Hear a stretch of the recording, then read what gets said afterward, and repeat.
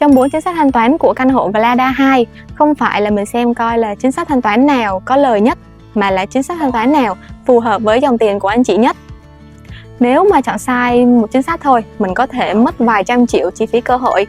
Ở phương án 1, đây là phương án mà em đánh giá rất cao với những anh chị đang kinh doanh hoặc đầu tư. Chỉ cần thanh toán 30% giá trị căn hộ đến thời điểm nhận nhà dự kiến vào cuối năm 2027. Ví dụ căn hộ 10 tỷ, anh chị chỉ cần bỏ ra 3 tỷ, thanh toán mỗi 3 tháng là 500 triệu.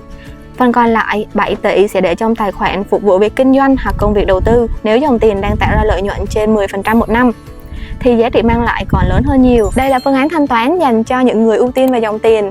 Và phương án thanh toán số 2 là thanh toán 50% trong vòng 30 ngày. Mình sẽ nhận lại cashback 9% trên tổng giá trị căn hộ.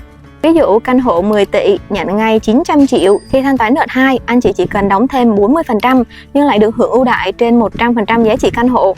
Nếu quy đổi theo thời gian chờ 18 tháng thì hiệu quả đầu tư khoảng 15% một năm trên phần vốn đóng thêm là 40%, cao hơn tiết kiệm và cao hơn mặt bằng lãi vay hiện tại khoảng 10% một năm, phù hợp với khách hàng có sẵn dòng tiền.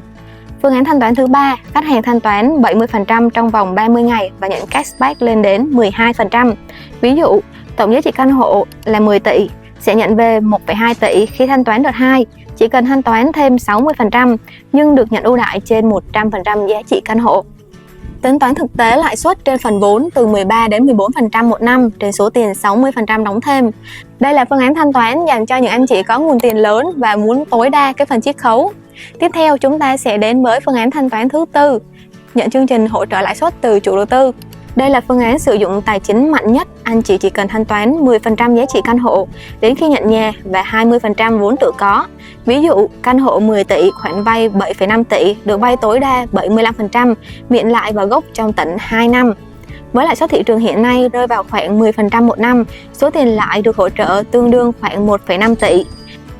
Như vậy, nếu anh chị đang kinh doanh, cần giữ tiền mặt, hãy chọn phương án thanh toán chuẩn. Nếu có sẵn dòng tiền, nhận lợi ích ngay thì chọn phương án thanh toán số 2 và số 3. Thanh toán nhanh 70-80%. Muốn tối ưu vốn tự có và tận dụng đòn bẩy tài chính thì chính sách thanh toán ưu đãi đặc biệt số 4 là lựa chọn đáng cân nhắc. Vậy, nếu mua căn hộ Glada 2 trong năm nay, anh chị sẽ chọn phương án thanh toán nào? Hãy để lại bình luận cho em Hằng biết nhé. Và nếu anh chị quan tâm đến căn hộ Glada 2 sắp mở bán trong thời gian sắp tới thì hãy liên hệ với em Hằng để được tư vấn chi tiết cũng như tham quan nhà mẫu nhé. Xin chào và hẹn gặp lại.